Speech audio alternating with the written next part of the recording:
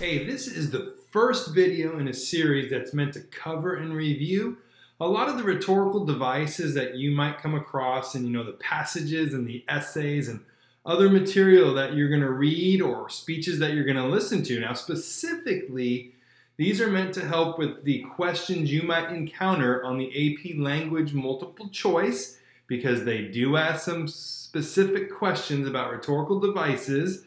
But also in the rhetorical analysis essay, you have to write the rhetorical analysis essay as part of the exam. I want to be clear, though, that just knowing and identifying a bunch of rhetorical devices in a piece of writing is not going to earn you a passing grade. You don't want to just do a list of rhetorical devices like the author did this and used this and used this. What you really have to know is the author's purpose in the passage, and then talk about how some of the rhetorical devices being used help the author achieve that purpose. So if you don't identify the purpose, then you're going to miss the mark on that. In fact, you can get a good score without specifically naming a bunch of rhetorical devices if you still focus on what the writing is doing to help the author achieve his or her purpose, right? So for that, you do have to understand what a rhetorical device does, even if you don't actually know the name of the rhetorical device itself. So at the very least, these lists that I'm going to cover with you will give you an idea of the uses and functions of a lot of rhetorical devices, so that you're going to start to read a passage and you can see how the author is using language to convincingly argue a point. So there are a lot of terms, over 100, but I didn't want to go through them alphabetically. What I did was I grouped them according to like common roles and common functions to hopefully make a little more sense of how they're used rhetorically, right? So list 1 talks through a lot of the rhetorical devices that are used to make comparisons. So all of these do some sort of comparisons. So let's start going through them. So our first device is an analogy. Right? An analogy is a comparison of two different things, but they have some similarities when you do compare them. What it is trying to do is explain something that might be unfamiliar and connecting it to something that is more familiar. So how is that different than like a metaphor or a simile? I think of an analogy as kind of more concrete and more practical, rather than artsy and abstract like a metaphor or simile might be. They're a little more poetic. So metaphors and similes are also shorter oftentimes, and they're more pointed, they're narrower.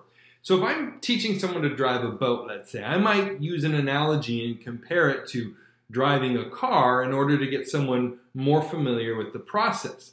So how about as a rhetorical device, right? An author would use an analogy to get the audience to understand and connect with the subject to make it more familiar to them. So if an author succeeds at connecting the audience with something they're more familiar with, right? If that author is arguing for something and the analogy makes that something more appealing, then that's successful in winning them over.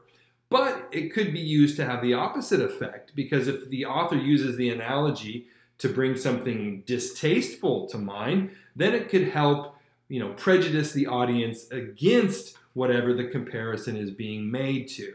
So that's analogy. So how about an allegory?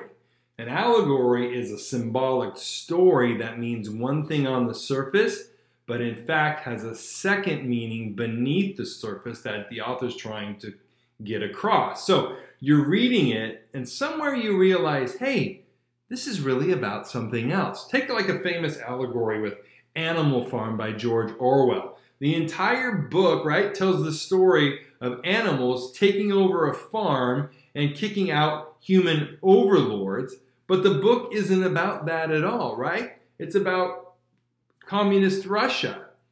Allegories are used to convey a deeper meaning and often a writer's belief about a topic. So they will use that to kind of tell you one story when entirely they're actually talking about something else. That's allegory. Allusion with an A is our third term. Allusion is a reference to a famous event or character, whether it's from history or literature or mythology. So depending on the allusion that's being used, the author is assuming that his or her audience has a certain level of knowledge or education in order to make the connection. So for one, right, an author has to know the audience, right? How effective would making an allusion using Julius Caesar be if it was an elementary school kids as the audience? It wouldn't work at all. They would be totally lost. But if it were educated people that had read Roman history or had read Shakespeare's the tragedy of Julius Caesar, they would understand better if there was an allusion comparing a politician with Caesar. The implication that the politician is tyrannical. On the other side of that, right, if I'm the reader and I don't know an author's references, well, that's an indicator that I'm not the intended audience. That's a mistake we often make when reading a passage because we assume we're reading it, so we must be the audience. But a mature reader is not that egocentric to make that kind of assumption. Just because something is written and I'm reading it doesn't mean I'm the audience. And that's one of the reasons why people struggle with Shakespeare, is that he makes so many allusions to mythology, and if you don't know Greek or Roman mythology, you won't understand his comparison. So rhetorically, using allusion can bring traits or attributes to one thing because it's being borrowed from another, but you have to have the background knowledge in order to understand the allusion that's being made. Now, I kind of combined the fourth term. I put metaphor and simile together because they're so similar. We're just going to say both of those are number 4. I think most people are familiar with these two. We know that a metaphor is a direct correlation made between two things in order to transfer or highlight characteristics from one to another. To say someone was a grizzly this morning, right, gives this idea that he or she was aggressive or abrasive or reactive or just downright grumpy. Now, a simile is a similar thing, but it uses the word like or as. So you're saying that someone was like a grizzly. And it implies the same things about somebody, but you could argue that the simile focuses more on the behaviors being like a grizzly, rather the metaphor means you basically, that's kind of your character, right? So just like an analogy, authors use metaphors and similes to communicate their ideas or beliefs about a person or a subject by making intentional connections to other things, assuming the audience will understand and transfer those comparisons. So they can be quite useful to kind of draw feelings from one thing to another. Number 5 is catachresis. Okay, so catachresis is a type of metaphor. I don't know why we can't just say metaphor, but we have to have specialty metaphors as well. English can be so annoying, I know. These extra words are fire in my brain. So if you caught that, that's catachresis. It's a metaphor with words used in an unusual or a unique or even kind of extravagant way. It's meant to go beyond your typical run-of-the-mill metaphor because the author wants to be clever or creative. Catachresis is risky because it can sound lame or be too much of a stretch, but if it's done well, the author succeeds in kind of surprising a reader, making the reader think of something maybe in a new way, or grabbing the reader's attention, or causing kind of an aha moment in the reader's mind, which can be really beneficial if you're trying to sway or convince someone of something in writing. Number 6 is ANTANAGOGE. ANTANAGOGE. Sometimes writers will have to state a negative, but in order to reduce the negative impact, they will put a positive or a benefit next to the criticism. So by doing this, they're trying to reduce the impact of the negative. That is called ANTANAGOGE. All right? A 30-year-old living in his parents' basement could say, I know I'm still living at home, but it's helping me save money for a down payment on a townhouse. So despite the negative, it doesn't seem as bad because it's kind of been qualified with positive information. You can see what an author might choose to use this for. It shows this acknowledgement or awareness of counter-arguments or rebuttals, but then its impact of the other side's point is lessened because it gives additional information to help bring about better insight and understanding. So it's a way to address the opposing point of view, but to lessen its importance because you've acknowledged it, but then outweighed it or kind of lessened its effect by being positive. Number 7 is negative positive. Now this one is intentionally following ANTANAGOGE because it's similar in stating a negative and a positive, but it has a variation to it. You do begin the sentence with saying what is not true and then stating what is true, but usually it's centered on one thing. There's a quote by Martin Luther King that says, "Freedom is not given, it is won." So it says a negative about freedom and then focuses on freedom again with a positive, but both are giving this idea about how freedom is achieved. One way you don't achieve it and one way that you do achieve it. Same thing with JFK's inaugural address where he says, "Ask not what your country can do for you, ask what you can do for your country."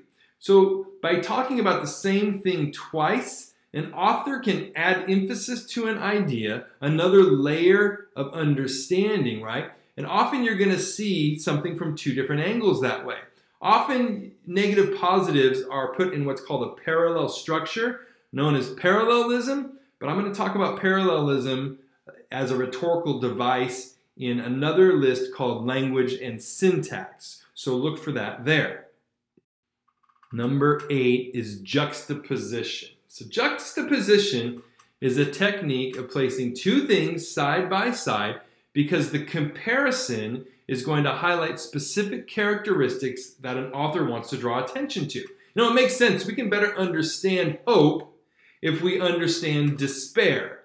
Or we can juxtapose a leader and a follower to see what differentiates one from another. So you can see, right, why an author would employ juxtaposition, especially if he or she is trying to bring out the benefits or the drawbacks of a situation or an idea, or they want to highlight the characteristics of one person over another person. They juxtapose the two side by side.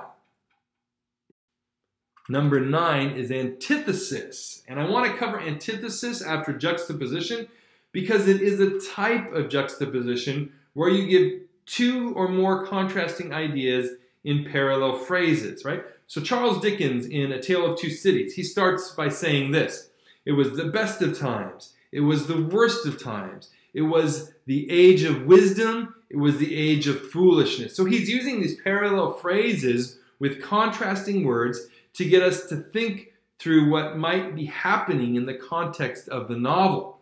Now, Jesus says in the Bible, "Many are called, but few are chosen." You know, these contrasting ideas were meant to bring out a truth that he was trying to convey. So an author might use antithesis to show some sort of conflict between ideas, or to bring insight into competing ideas, or to bring out some of the nuances of an issue. Again, to show multiple facets of something to help bring more understanding to it. Our last term, number 10, is paradox. And I think paradox is one of those terms most people are aware of because it's used all over, like in science fiction, right? A time paradox where someone goes back in time and accidentally runs over his grandmother. Is he still alive? Is it possible? It's a paradox, right? A paradox is a statement that appears to contradict itself, but it expresses a truth when you think through it, right? So what if someone told me that deep down I was really shallow? How can anyone go deep down if I'm shallow, right? But if you think about it, it's saying no matter how deep that you dive into my personality, you can't get past the shallow waters. It's always going to be superficial. Oscar Wilde said, "I can resist everything except temptation." Again, seems to contradict, right? The statement itself admits that the speaker can resist nothing because the only thing that we do resist are temptations. We have to resist them because we're tempted. Like a lot of these devices, an author is going to use a paradox, right, to drive home a point or to make a reader consider a person or concept from a new angle or a particular point of view. So there you go. That's all the 10 for the comparisons section, or at least terms that I pulled together that make comparisons. I hope that that's helpful for you when it comes to kind of identifying some of these rhetorical devices. And that's, bottom line is, I want you to do well on the AP exam, that you have success when you're tackling the rhetorical analysis essay because you understand rhetorical devices and how they work. And if any of these come up on the multiple choice section, that you will be helped. Thank you for watching. I would love for you to subscribe to the channel. Here are the rest of the playlists of the rhetorical analysis words. Up here, right, is some writing workshops and maybe another little fun thing you wouldn't mind checking out. We'll see you on the next video.